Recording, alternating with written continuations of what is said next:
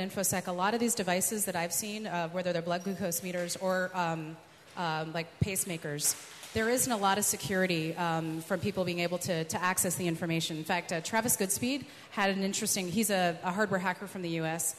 He hacked Zigbee chips. He's hacked all of them. Some of these pacemakers communicate with radio communication. He's hacked those chips. So those companies need to go back and assess that information, how secure it is, protecting your information and your personal identifying information. There's an example at Black Hat 2008. It turns out that automatic defibrillators have a test mode that's used when they're implanted, and only when they're implanted, that stops your heart. So if it has Zigbee in it, and somebody's walking by you sending the test pattern command, and you happen just to drop dead, whose fault is it really? Did your heart stop? Did the device stop your heart? We've never written bad software, ever. Does that help? Well, yeah, but it was actually kind of tangential to my... the real answer is choose your jurisdiction. Yeah, can we use this to affect policy? I mean, to show the horrible consequences, and do you think people would be receptive to that kind of argument? Yes, that is exactly the argument we're asking people to make, and it's the regime dependency. So is your regime going to appreciate that and be able to do something about it, or does your regime not care? And when the regime did care, I know briefly, it was when former Vice President Dick Cheney was found to have one of these devices implanted in him, that there was some speculation it could be messed with. That's when they started to care about security for medical devices. And we have just a couple more minutes. We'll take the last question quickly.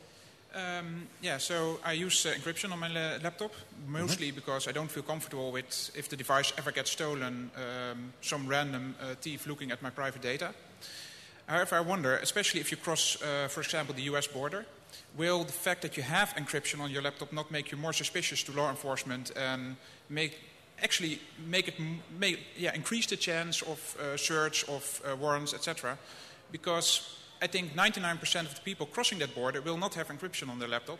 So the fact that you do it, you get the whole you have something to hide argument, which may cut yourself in the finger, basically, by taking care to encrypt. It depends. I travel back and forth across the U.S. border fairly frequently because I'm from Canada. And I have my unstickered laptop and my stickered laptop. My stickered laptop gets me pulled aside for security screening every single time. My unstickered one doesn't. And it doesn't matter what I'm wearing, whether I'm wearing a suit or whether I'm wearing jeans and a T-shirt. So that concept of profiling is done. The reality is that the more corporate you look, the less likely they are to search and seize you. And the more corporate you are, the more likely it is your laptop will be encrypted. So what they'll end up doing, if they're going to do a seizure, and this has happened to business people from around the world, frankly, when they've crossed over, where there's been a preemptive seizure, they will ask you for all the passwords necessary to access the operating system of your computer.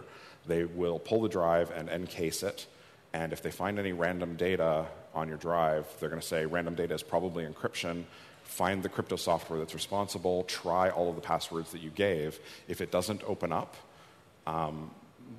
this may not happen synchronously. Like you may have already left the airport, but you'll never see the laptop again, and you'll have a lot of difficulty the next time through the border. So what can you do to protect yourself? Be as unsuspicious as possible. So, Yeah, but basically that's my way of thinking. If you want to be as unsuspicious as possible, don't encrypt. Just hide in plain sight. Exactly. Although I don't think that's the best security. We're not going to say don't encrypt your stuff. We're saying encrypt. And I think more people are beginning to use even PGP. It's getting so much easier on cell phones, whatnot. So encrypt, but don't be goofy about it. Don't use the hidden partitions, and don't use 3 different kinds of crypto software. Do the kind of thing that an average North American business person would do. Whole disk encryption, and you're good.